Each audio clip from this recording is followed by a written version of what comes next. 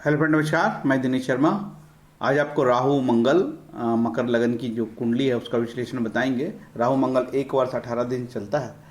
अ, ये मेरा mobile number है, ज़रूरत पड़ने पे आप इसे संपर्क कर सकते हैं। ब्रह्मा मुरारी त्रिपुरांतकारी भानु शशि भूमि सुतो बुधश्च गुरु शुक्र शनि राहु केतु कुर्वन्ते सर्वे मम सुप्रभात। सभी ग्रहों को नमस्कार करते हैं।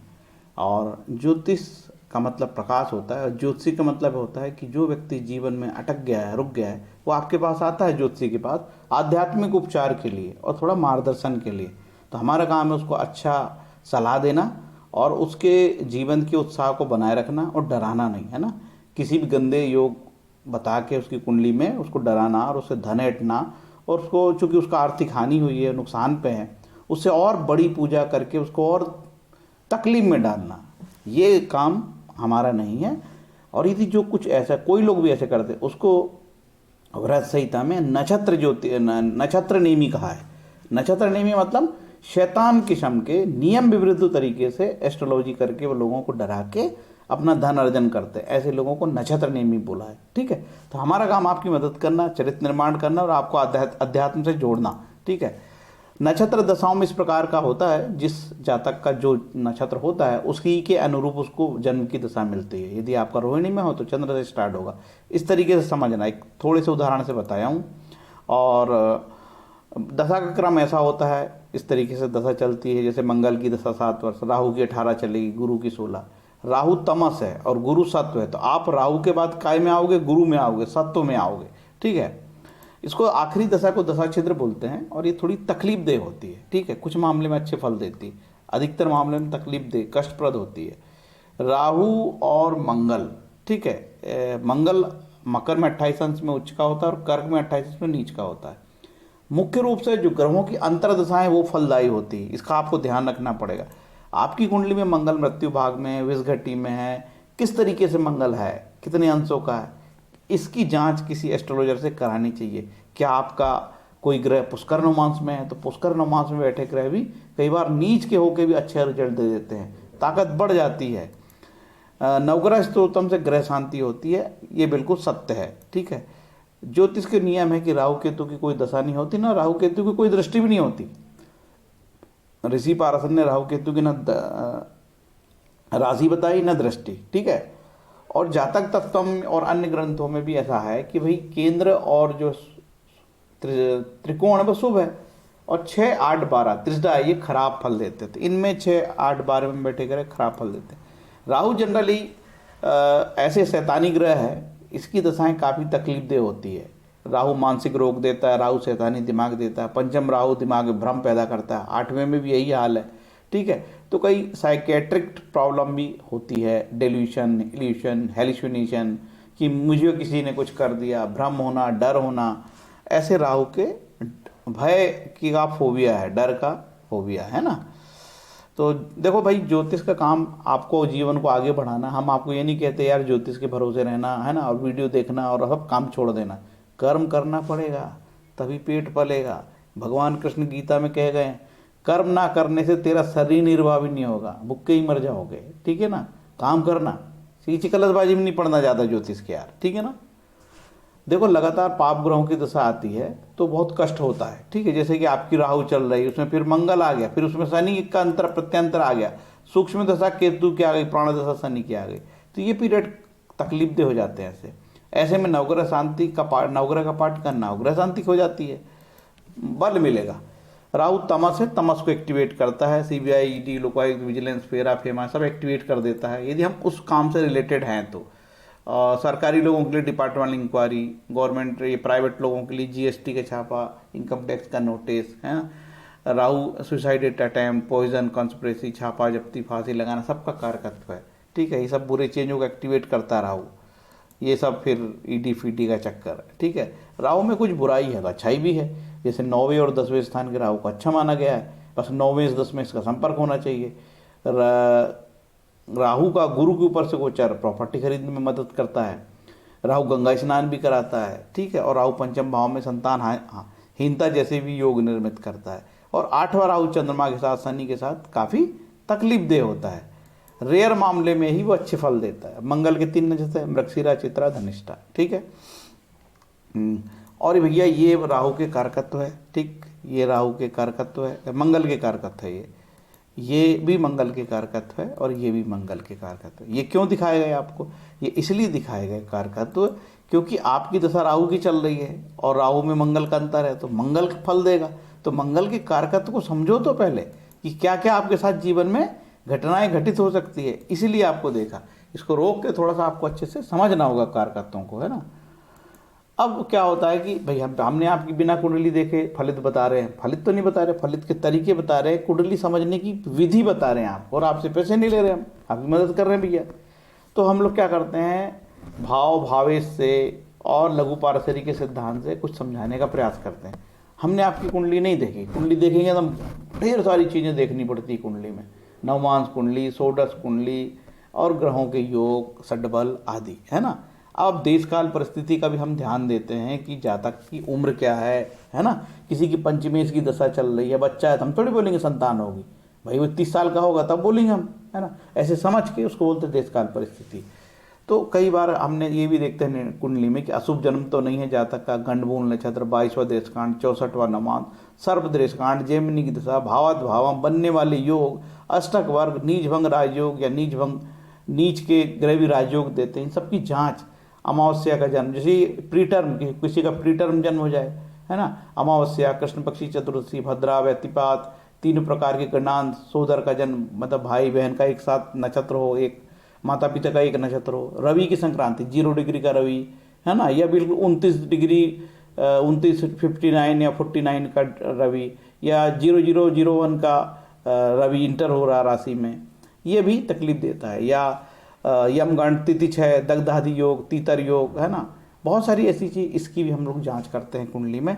इसके बाद हम फलित बताते हैं, और खासकर गंडमूल को स्पेशल देखते हैं कि अश्लेषा नक्षत्र में ज्येष्ठा, रेवती, ये बुध के नक्षत्र है, अश्विनी, मघा, मूला ये केतु के नक्षत्र है। ये 6 नक्षत्र के समूह को बोलते हैं गंडमूल। जब यदि आपका ऐसा जन्म होता है मघा, मूला, अश्विनी, अश्लेषा, ज्येष्ठा में, तो बोलेंगे यार गंडमूल में जन्म हुआ, इसकी शांति करानी पड़ेगी। इन नक्षत्रों के बारे में काफ़ी नेगेटिव शास्त्र कहता है, तो गृह शांति कराने की बात हुई है, ठीक है। और शास्त्र कहता है कि धन नहीं है तो थोड़ा सा सोना दान दे देना, ठीक है, या हमारे बजट में जो भी होगी उस प्रकार का हम दान दे सकते हैं।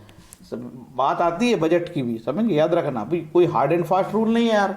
अब गृह शांति कराने की स्थिति नहीं जा तक की, सड़क छाप है बिल्कुल, तो हम बता रहे हैं यार तुम्हारा तो मूल में जन्म हुआ, गृह शांति करा ले, तो पैसे कहाँ से लाएगा बेचारा हुआ। तो लिखा शास्त्र वित्त के अनुसार, नहीं है तो भगवान का नाम ले लो, भगवान के नाम से तो गृह शांति होगी, कि किसी को खिलाने पिलाने से हो जाएगी, तो ऐसा समझना, ठीक है। अष्टक वर्ग की जांच करते हैं। और एक नियम खास ये है कि ऋषि पाराशर महाराज कहते हैं कि मंगल यदि 11वें 12वें 5वें 9वें में होगा तो अच्छे फल देगा। केंद्र में उच्च का होगा, त्रिकोण में होगा, स्वांश में होगा, है ना। यदि मंगल दशाधिप से, दशाधिप कौन होगा, राहु से मंगल यदि 5वां 9वां 3रा 11 होगा तो अच्छे फल, राहु से मंगल यदि 6ठे 8वें 12वें में होगा तो खराब फल, ठीक है। मंगल यदि द्वितीय सप्तमेश होगा तो भी नेगेटिव बताया है, इसका ध्यान देना, ठीक है। अब देखते हैं कि धनु लगन की कुंडली में मंगल क्या बनता है। तो महाराज ने बोला कि यदि मंगल सप्तमेश हो, यदि द्वितीयेश हो, मारक हो, तो वृष, बैल का दान और गोदान, गाय का दान, ठीक है भाई। ये दोनों चीज़ बहुत महंगी है, हमारे बजट में नहीं है, तो हम क्या करेंगे, हम अन्न का, अनाज का दान दे सकते हैं, ठीक है ना, या हमारे लिमिट में दान दे सकते हैं, हमारा जो भी लिमिट होगी, ठीक, बजट होगा। या हम क्या कर सकते हैं, विष्णु सहस्त्र नाम का पाठ करके भी गृह शांति करा लेंगे। शास्त्र ने लिख दिया, इसका मतलब शास्त्र तो राजाओं के लिए लिखे थे, ये ज्योतिष राजाओं के लिए थी। किसके लिए थी, राजाओं के लिए। पहले तो भाई द्विज वर्ग कोई ज्योतिष का अधिकार था, ज्योतिष करने का अधिकार था, अब तो सभी जाति वर्ग के लोग ज्योतिष करते हैं, अब तो ज्योतिष भी सबके लिए हो गई है।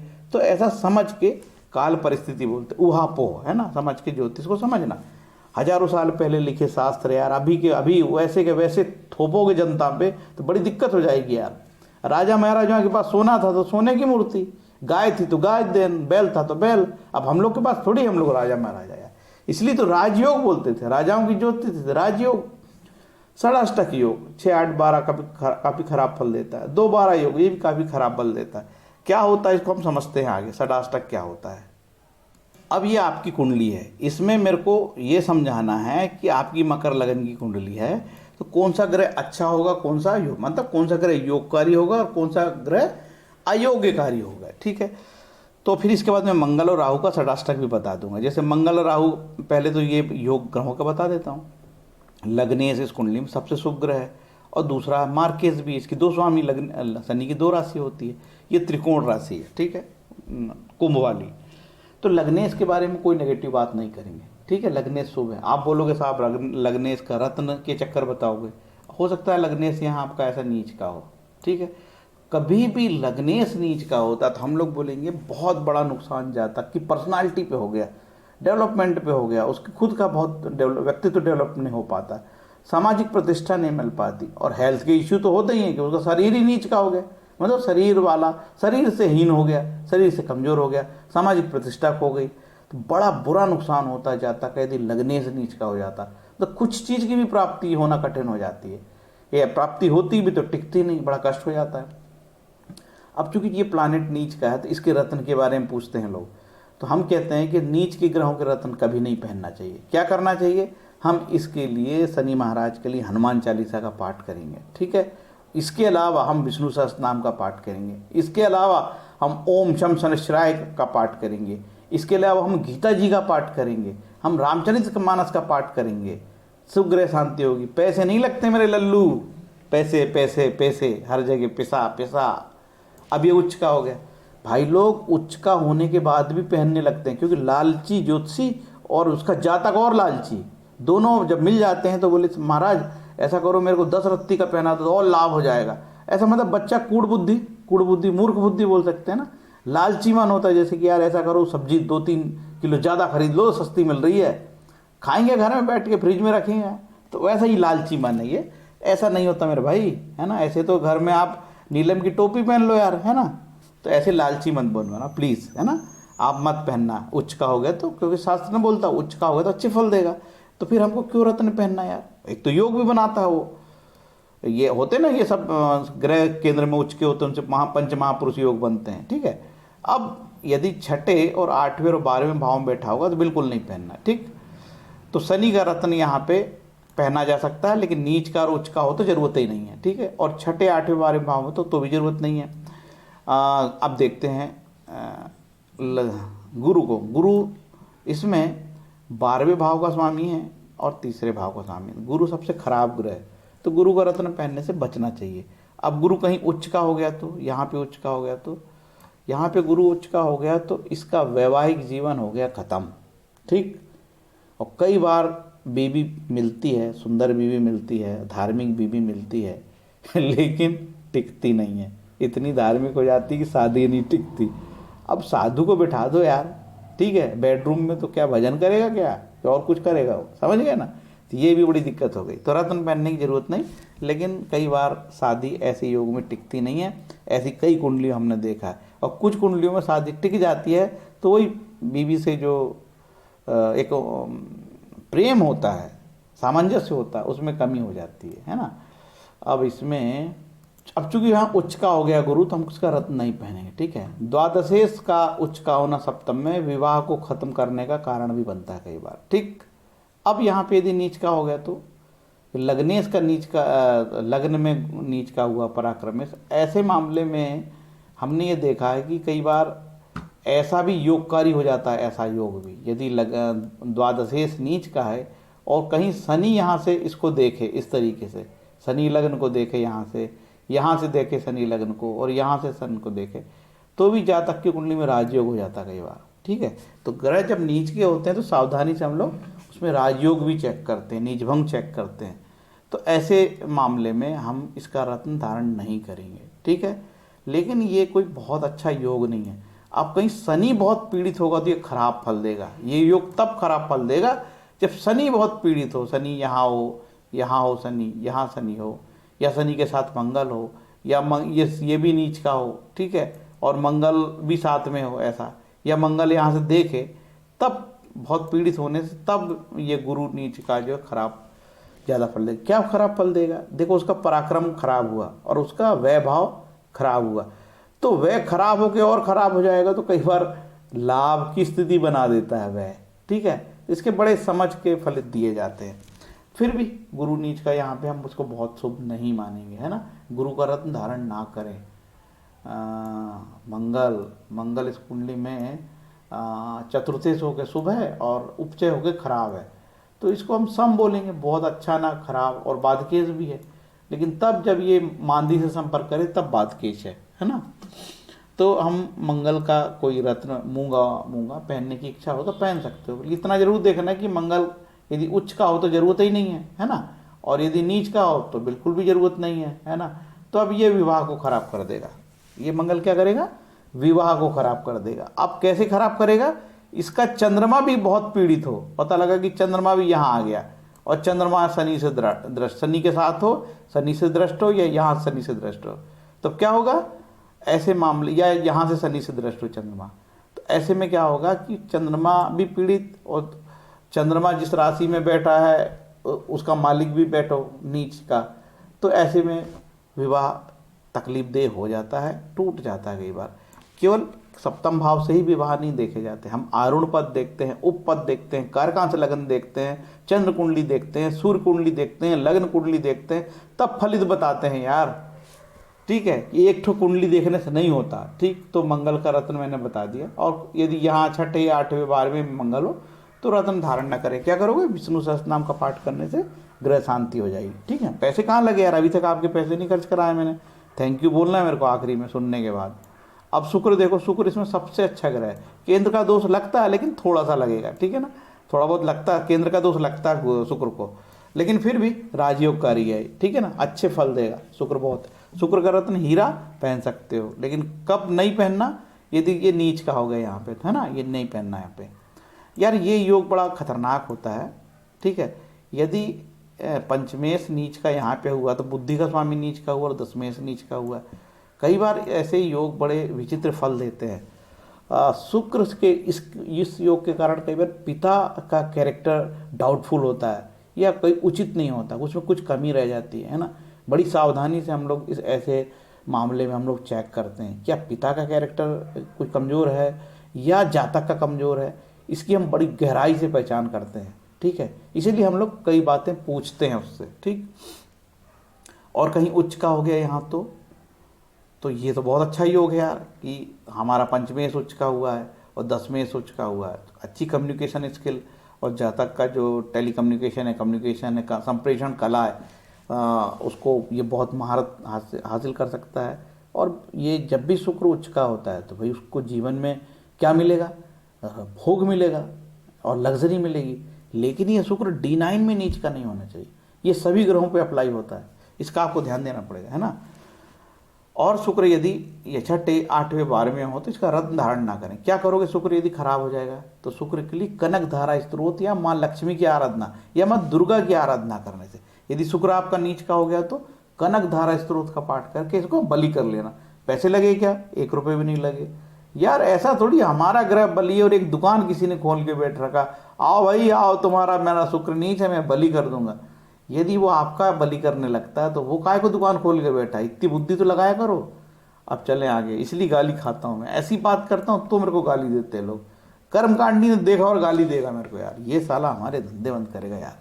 ठीक है, अब देखते हैं बुध को। बुध भैया इस कुंडली में षष्ठे से होके खराब है, नेगेटिव है, और ये 9वें से होके अच्छा है, तो क्या बोलेंगे हम, बैलेंस बोलेंगे। बुध का रत्न पन्ना पहनना चाहो पहन सकते हो। यदि बुध उच्च का हो बुध महाराज तो जरूरत नहीं है, और बुध महाराज नीच के हैं तो भी जरूरत नहीं है।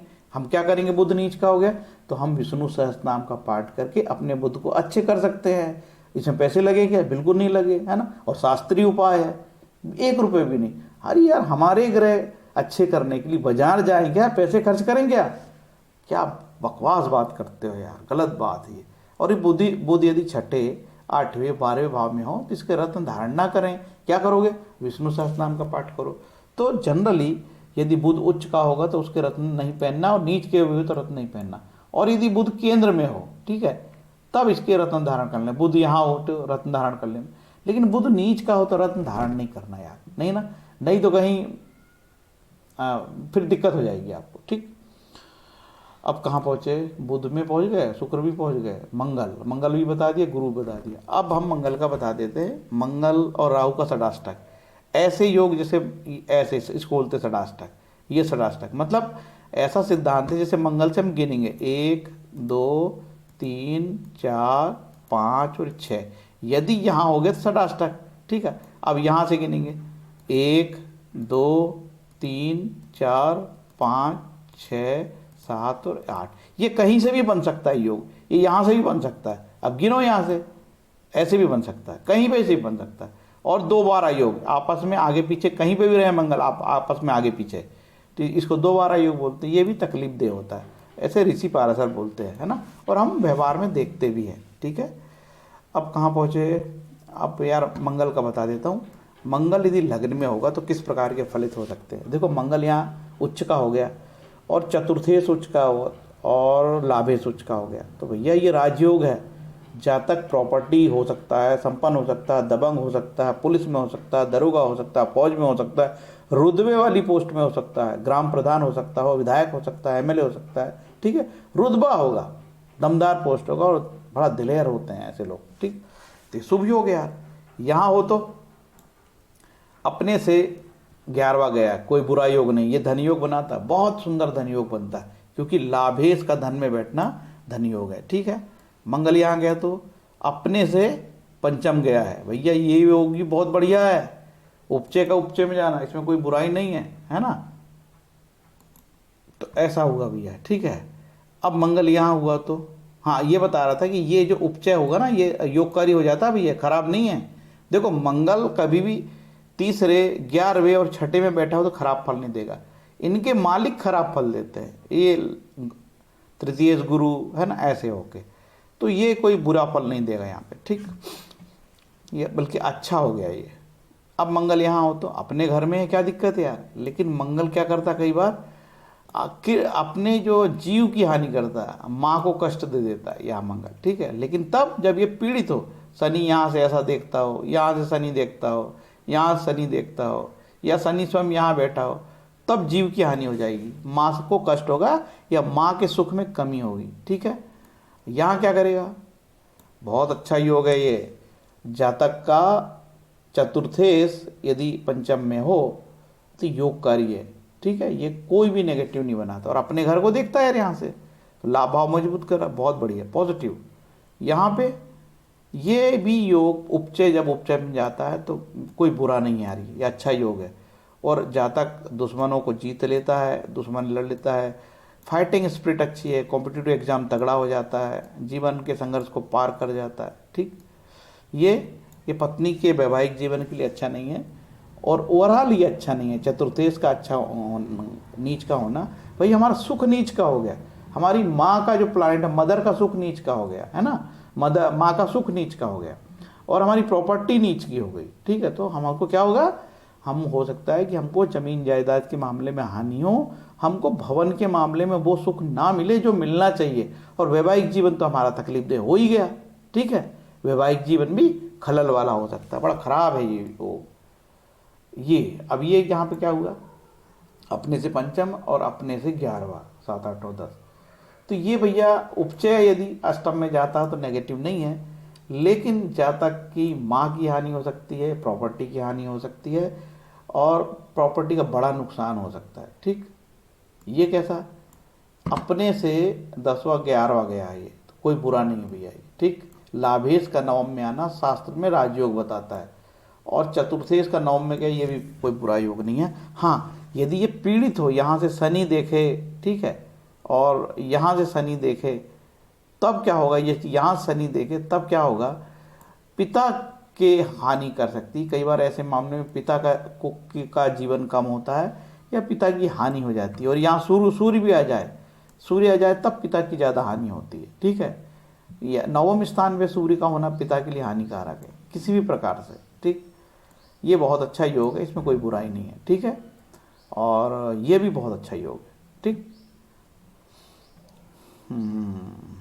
और ये योग जो है, जातक विदेश से लाभ कमाएगा, या कोई बदनामी का योग भी उसको हो, या गलत तरीके से पैसे अर्न करने का है। क्योंकि मंगल को चोर भी बोलते हैं, मंगल का एक कारक है तो चोर, ठीक है। इसलिए बोलते हैं कि लगन में मंगल हो जाए तो शास्त्र शक करता है कि यह जातक चोर तो नहीं है, सॉरी एस्ट्रोलॉजर शक करता है जातक चोर तो नहीं है, ठीक है। ऐसे बोलते नहीं हम जातक को, नहीं तो गुस्सा हो जाएगा वो, एटी भैया वो नाराज हो जाएगा यार, ऐसे हमको चोर बोलते हो साहब, हम चोर नहीं है, बस हम टैक्स चोरी करते हैं साहब, है ना। नहीं नहीं, टैक्स चोरी भी तो चोरी मेरे भाई। तो आजकल क्या कोई डायरेक्ट चोरी नहीं करता, लोग टैक्स चोरी कर लेते, ठीक है, उसको भी चोरी मानेंगे ना यार। इस तरीके से समझाया मैंने यार, ठीक है। अब मेरा वीडियो लगभग 25 का हो गया, थोड़ा देर और बात करके रखता हूँ, और थक भी जाता हूँ बोलते बोलते यार। रत्न का बता दिया मैंने, ये प्रारब्ध वाला एक तो वीडियो मैंने बनाया बहुत अच्छा, देख लेना, ठीक है। देखो भाई, भूपति भावी मिटे ही नहीं, होनार नहीं मिटता यार, इसलिए भगवान का नाम लो, ग्रह शांति होगी। और ये मंगल का व्रत रह सकते हो और भोजन का दान कर सकते हो, है ना, मंगल के लिए। और मंगल के लिए ओम अम अंगारकाय नमः का जप कर लो, शांति होगी। अंगारक स्तोत्र का पाठ कीजिए, अंगार मंगल स्तुति, ये ऋण मोचक मंगल बहुत बढ़िया है। ये मंगल कवच बहुत बढ़िया है। ये राहु के लिए है, ओम राम रावे नमः ग्रह शांति, राहु स्तोत्र, राहु कवच, राहु का दान। ये राहु केतु गोचर में हो तो उसका उपाय, खराब हो तो ये राहु का दान, ये राहु का दान। ये है यदि 6, 8, 12 में नीच के ग्रह हों, उनके रत्न धारण नहीं करना चाहिए। दुर्गा सप्तशती का पाठ करने से राहु की शांति होती है। उस दुर्गा सप्तशती में दुर्गा कवच है, कीलक है, अर्गला है, और तंत्रोक्त देवी सूक्तम है ना, और सिद्ध कुंजिका स्तोत्र है। जो लगे पढ़ो यार, डरने की जरूरत नहीं है, एक एक अध्याय पढ़ो। फल दीपिका में बोलती है कि अच्छे लोगों को ग्रह परेशान नहीं करते, जो सज्जन है। जीवन में उतार चढ़ाव सबके आते हैं, ज़्यादा डरने की जरूरत नहीं है। नवग्रह नवदा भक्ति से भी ग्रह शांति होती है। नारद मुनि बोलते हैं शुद्ध भक्ति से ग्रह शांति होती है। भगवान कृष्ण गीता में कहते हैं मेरे भक्तों की कभी हानि नहीं होती। जो शास्त्रीय उपाय हमेशा कारगर है, पढ़ लीजिए क्या क्या शास्त्रीय उपाय है, हमेशा कर सकते हैं, उसमें कोई भी वो नहीं है। विष्णु सहस्त्रनाम सभी प्रकार की बीमारियों का इलाज है, बिना पैसे का। 27 मिनट का वीडियो हो गया है, आवश्यक चर्चा मैंने कर ली है। उम्मीद है कि इस प्रकार से वीडियो बनाने को लोग पसंद करेंगे, अच्छा लगेगा, और आपको एक मकर लगन का एक कंप्लीट वीडियो दे दिया गया है, ठीक है। हमको पता है कि इसकी अप्रोच कम है और ऐसे वीडियो को लोग पसंद नहीं करते। हमको पता है कि आप अंततः रत्न ही पहनना चाहते हो। उपाय में आपको, हमको पता है कि आपको सिर्फ मूंगा के चक्कर में हो, आप गोमेंत के चक्कर में। हमको पता है कि आपको बिल्कुल इस प्रकार का ज्ञान अच्छा नहीं लगता है। हमको पता है कि आप बिल्कुल मंत्र नहीं पढ़ना चाहते हो, आप विष्णु सहस्त्रनाम नहीं पढ़ना चाहते हो। हमको पता है कि आप बगलामुखी के चक्कर में हो। हमको पता है कि आप कोई यंत्र के चक्कर में हो। हमको पता है कि आप कोई शॉर्टकट खोजने के चक्कर में हो। शायद इसलिए हमारी बात आपको अच्छी नहीं लगेगी, लेकिन सच बोल रहा हूँ कि ऋषि पाराशर ने रत्न नहीं बताए उपाय में। क्या बताया? विष्णु सहस्त्रनाम, शिव सहस्त्रनाम, चंडी पाठ, मतलब दुर्गा जी का दुर्गा सप्तशती का पाठ, ये, और या कनकधारा स्त्रोत का पाठ, और ग्रह शांति बताई है। इसी तरीके से ग्रह शांत होते हैं। जब आप ईमानदार हो जाओगे, नैतिक रूप से अच्छे हो जाओगे, तो आपके ग्रह आपकी मदद करेंगे, ठीक है। जब हमारा समय खराब हो तो हमको बहुत शालीन हो जाना चाहिए, सत्य बोलना चाहिए। हम लगातार झूठ बोलते हैं तो हमारे ग्रह नाराज हो जाते हैं, क्योंकि हमारे व्यवहार में ही झूठ बोलना है। तो हम सत्य बोलें और सत्य मार्ग पे चलें, और नैतिक रूप से अर्जित धन को कमाएं और खाएं, तो आपको कोई भी बीमारी भी नहीं होगी, आप अच्छे रहेंगे। हरे कृष्णा।